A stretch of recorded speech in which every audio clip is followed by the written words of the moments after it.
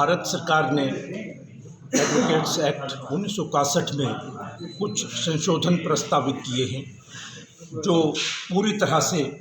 गैर ज़रूरी और वकीलों की आवाज़ को दबाने के मकसद से तैयार किए गए हैं। मसलन विदेशी वकीलों व विदेशी फर्मों को भारतवर्ष के अंदर कामकाज की स्वतंत्रता देने की बात की जा रही है जो अभी तक नहीं थी। इसके अलावा एडवोकेट एक्ट के मुताबिक अगर कोई डिसिप्लिनरी कार्रवाई किसी वकील के खिलाफ करनी थी आज तक, तो उसके लिए डिसिप्लिनरी कमेटीज़ हमारे जो इलेक्टेड रिप्रेजेंटेटिव्स हैं उनमें से ही बनती थी, जो इंक्वायरी के बाद अगर ज़रूरी समझे तो वकीलों के विरुद्ध जो भी चाहे जायज़ हो वो कार्रवाई करने के लिए स्वतंत्र थी। लेकिन जो प्रस्तावित संशोधन है उसके मुताबिक ये जो डिसिप्लिनरी कमेटीज़ होंगी उसमें सरकार के द्वारा नामित कुछ नुमाइंदों को शामिल करने की बात की गई है। जाहिर है कि जब सरकार उनको नामित करेगी तो सरकार की ही बोली बोलेंगे, और अगर कोई राजनेता सरकार में बैठा हुआ कोई प्रभावशाली व्यक्ति किसी वकील का लाइसेंस भी कैंसिल करवाना चाहे तो उसके लिए ये कोई बड़ी बात नहीं होगी, लाइसेंस भी कैंसिल करवा सकता है।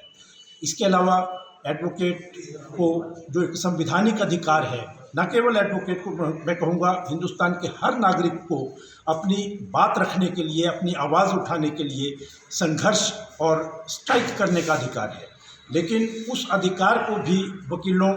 से संबंधित वापस लेने की बात नए संशोधन में की जा रही है। तो जो संवैधानिक अधिकार हैं उनको भी ख़त्म करने की बात है। कुल मिला के हम ये कह सकते हैं कि प्रजातंत्र और गणतंत्र को छोड़कर आज भारत की सरकार तानाशाही के ऊपर उतर आई है और जैसे कैसे भी हो ये इनके प्रकरण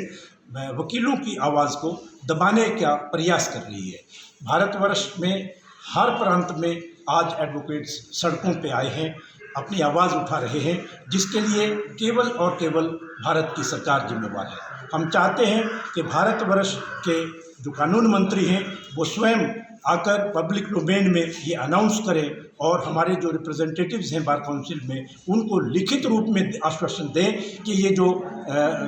अमेंडमेंट्स उन्होंने प्रपोज किए हैं ये आगे बढ़ाने का सरकार का कोई इरादा नहीं है और इनको इस बात को यहीं ख़त्म किया जाए, क्योंकि किसी वकील ने या किसी वकील की संस्था ने इन अमेंडमेंट्स को लाने के लिए सरकार को सुझाव नहीं दिया था और ये बिल्कुल गैर ज़रूरी है।